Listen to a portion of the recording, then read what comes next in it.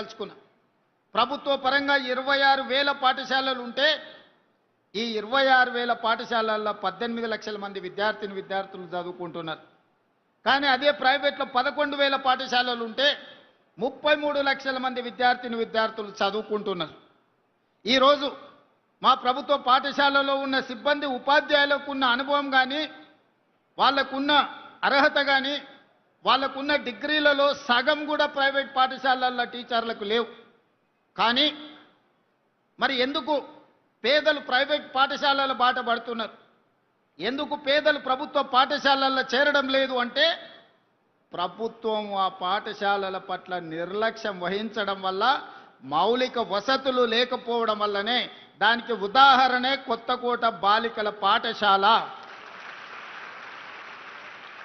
2023 కంటే ముందు ఇక్కడున్న పరిస్థితులు 350 మంది స్టూడెంట్స్ చదువుకునే ఈ పాఠశాల హైవేలో ఉన్న కొత్తకోటలో, చైతన్యం ఉన్న కొత్తకోటలో కనీసం పిల్లలను చదివించడానికి తరగతులు గదులు లేకున్నా గొప్ప గొప్ప నాయకులుగా చెప్పుకునే వాళ్ళు, ఇంటి పేరు నీళ్లను పెట్టుకున్నోళ్ళు, కానీ చదువుల గురించి ఒక్కసారి కూడా ఆలోచన చేయలే. ఇట్నుంచే 100 సార్లు వచ్చి ఉండొచ్చు, పోయి ఉండొచ్చు, కానీ ఏ ఒక్కరోజు కూడా ఈ ప్రభుత్వ బాలికల ఉన్న పాఠశాలలో తరగతి గదులు ఉన్నాయా, పేదోళ్ళ పిల్లలు ఎట్లా చదువుకుంటున్నారని ఆనాటి ప్రభుత్వం ఆలోచన చేయలే. కానీ మిత్రుడు మధుసూదన్ రెడ్డి ఎమ్మెల్యే కాకముందే ఇక్కడికి వచ్చి చూసి, ఎమ్మెల్యే అయిన తర్వాత బాధ్యతాయుతంగా ప్రభుత్వం వైపు నుంచి, ప్రైవేట్ వ్యక్తుల నుంచి సహకారం తీసుకొని ఈరోజు ఒక అద్భుతమైన పాఠశాల భవనాన్ని నిర్మించి ఇక్కడుండే సిబ్బందికి, ఇక్కడుండే చదువుకునే పిల్లలకు అందించండి. అందుకే నేను స్పష్టంగా విద్యాశాఖ నా దగ్గర పెట్టుకొని కార్పొరేట్ కాలేజీలతో పోటీ పడే విధంగా ఈరోజు తీర్చిదిద్దాలని ఒక శపథం తీసుకొని ఈరోజు నేను ప్రయత్నం చేస్తున్నా, పని చేస్తున్నా. కొంత సమయం పడుతుంది. 20-30 సంవత్సరాలు పేరుకపోయిన సమస్యలు 1-2 సంవత్సరాలనే పరిష్కారం అవుతాయని నేను భావిస్తలేను. కానీ ఆ దిశగా ప్రణాళికలు చేసుకోకపోతే ఇంకా 100 ఏళ్ళైనా కూడా ఈ సమస్యలకు పరిష్కారం దొరకదు. అందుకే ప్రభుత్వ పాఠశాలల మీద ప్రత్యేకంగా ఫోకస్ పెట్టిన. 16 సంవత్సరాలు మీ ప్రమోషన్లు రాలే, 10 సంవత్సరాలు మీ బదిలీలు జరగలేదు. 22,000 మంది టీచర్లకు ఒక్క కలం పోటీతో ప్రమోషన్లు ఇచ్చి 35,000 మంది టీచర్లను బదిలీ చేసి 317 జీవోలో చెదిరిపోయిన కుటుంబాలను ఒక దగ్గరికి చేర్చి మొదట చదువులు చెప్పే ఉపాధ్యాయుల యొక్క సమస్యలు పరిష్కరిస్తే వాళ్ళు ప్రశాంతంగా మనసు లగ్నం చేసి పేద పిల్లలకు చదువు చెప్తారన్న ఆలోచనతోటి మొదట టీచర్ల సమస్యలు పరిష్కరించిన. సామాన్యంగా ఒక కలెక్టర్ను ట్రాన్స్ఫర్ చేయడం అత్యంత సులువు, ఒక టీచర్ను బదిలీ చేయడం అత్యంత కఠినమైన సమస్య. ఎందుకంటే టీచర్లు చాలా చైతన్యం ఉండి రకరకాల లీగల్ లిటిగేషన్స్ సృష్టించగలిగిన తెలివితేటలు టీచర్లకు ఉన్నాయి, సంఘాలు బలంగా ఉన్నాయి. కానీ మేము చేసిన బదిలీలో, మేము ఇచ్చిన ప్రమోషన్లలో చిన్న లిటిగేషన్ లేకుండా 100% టీచర్లు ముందుకొచ్చి ఈ ప్రభుత్వం ఒక మంచి ఉద్దేశంతో ఈ చర్యలు చేపట్టింది, మేము సంపూర్ణంగా అండగా నిలబడ్డామని చెప్పి టీచర్లు వచ్చారు. ఈరోజు 1,00,000కు పైగా ఉన్న టీచర్లు, దాదాపుగా 30,000 కోట్ల రూపాయల బడ్జెట్ మన తెలంగాణ విద్యార్థుల యొక్క భవిష్యత్తు తీర్చిదిద్దడానికి నిరంతరం పనిచేస్తున్నారు. దీనికి మా టీచర్లు కష్టపడుతున్నారు. ఫలితాలు కూడా మనం చూసినాం. ఒకప్పుడు 29 రాష్ట్రాలు, 7-8 యూనియన్ టెరిటరీల్లో విద్యాశాఖకు సంబంధించి కేంద్ర ప్రభుత్వం ఇచ్చే నివేదికల్లో తెలంగాణ రాష్ట్రం యొక్క స్థానము చివరన 35-36వ స్థానంలో ఉండే.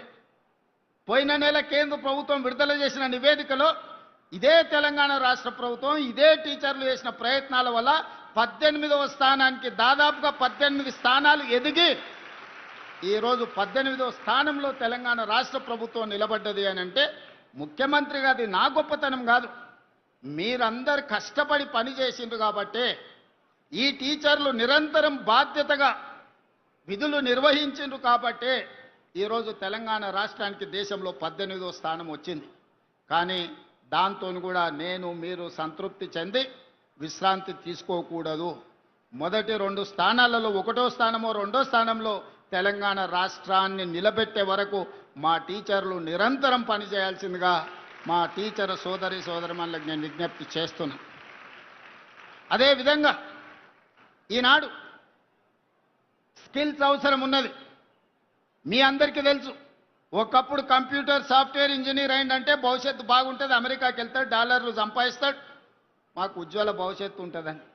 ఇవాళ అమెరికాలో ఆర్టిఫిషియల్ ఇంటెలిజెన్స్ టెక్నాలజీ విప్లవం వచ్చి ఉద్యోగాలు పోయి అమెరికాకి వెళ్ళిన పిల్లలు వెనక్కి వస్తుంటే తల్లిదండ్రులు దిగాలుతో కూర్చుంటున్నారు. మరి దీన్ని ఎదుర్కోవడానికి మనం సంసిద్ధత తయారు చేయాలి కదా.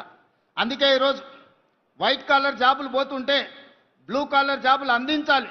బ్లూ కాలర్ జాబులు అంటే సాంకేతిక నైపుణ్యం, శిక్షణతో కూడుకున్న నైపుణ్యం.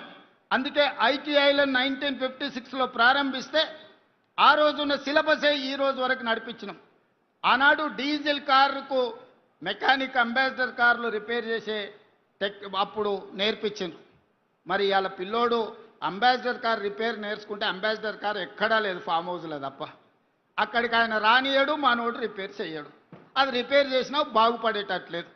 అందుకే అంబాసిడర్ కార్లను రిపేర్ చేయడం కాదు, ఆడి BMW బెంజ్ కార్లు ఈవీ కార్లను ఏ విధంగా రిపేర్ చేయాలనో, దానికి బ్యాటరీలను ఎట్లా తయారు చేయాలనో, ఈవీ వెహికల్ని మనం రోడ్డు మీదకి తేవాలంటే బ్యాటరీ అంతంత కీలకం.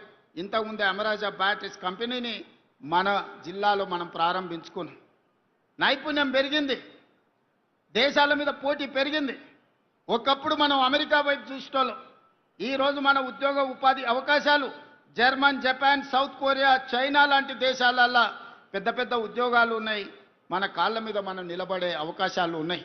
అందుకే మా టీచర్లకు అందరికి విజ్ఞప్తి చేస్తున్నా, పిల్లలకు జర్మన్, జపాన్ లాంగ్వేజ్ నేర్పండి, సౌత్ కొరియన్ లాంగ్వేజ్ నేర్పండి. బేసిక్స్ వస్తే కూడా నెలకు 2 లక్షల రూపాయలు సంపాదించుకునే పరిస్థితి ఈరోజు ఉన్నది. ఒకప్పుడు మీరందరూ చూసిండ్రు, ఐఏఎస్లు, ఐపీఎస్లు విదేశాలకు పోయేటోళ్ళు స్టడీ టూర్ అని. ఈసారి టీచర్లను విదేశాలకు పంపించడం, అక్కడున్న విద్యా వ్యవస్థను స్టడీ చేసి పిల్లలకు మంచి విద్యను అందించడానికి. పోయిన సంవత్సరం నాకు తెలిసి 50 మంది టీచర్లను విదేశాలకు పంపించి స్టడీ చేయించినాం. ఈసారి 150 మంది టీచర్లను ఈసారి మనం పంపిస్తున్నాం. ఒకప్పుడు ఐఏఎస్లు మాత్రమే విదేశాలకు వెళ్తే ఈరోజు మా టీచర్లను ఈరోజు సింగపూర్, సౌత్ కొరియా, ఫిన్లాండ్ లాంటి దేశాలలో ఎక్కడైతే విద్య అద్భుతంగా పేదలకు అందిస్తుందో ఆ రాష్ట్రాలకు టీచర్లను పంపిస్తున్నాం. స్టేట్ ఫార్మేషన్ డే రోజు బెస్ట్ పర్ఫార్మ్డ్ టీచర్లకు అవార్డ్స్ ఇవ్వాలని ఈరోజు నిర్ణయించుకున్నాం. అదేవిధంగా పాఠశాలల్లో చదువుకునే పిల్లలకు ఒకప్పుడు బట్టలు ఎప్పుడో లేకపోతే చెప్పులు ఎట్లుండేటో తెలియని పరిస్థితులు. ఈరోజు తెలంగాణ ఎడ్యుకేషన్ కిట్ పేరు మీద 9 వస్తువులతోని స్కూల్ బ్యాగ్, స్పోర్ట్స్ డ్రెస్, 2 జతల బట్టలు అన్ని రకాల ఇవ్వాలి అని ఈరోజు ప్రభుత్వం నిర్ణయం తీసుకుంది.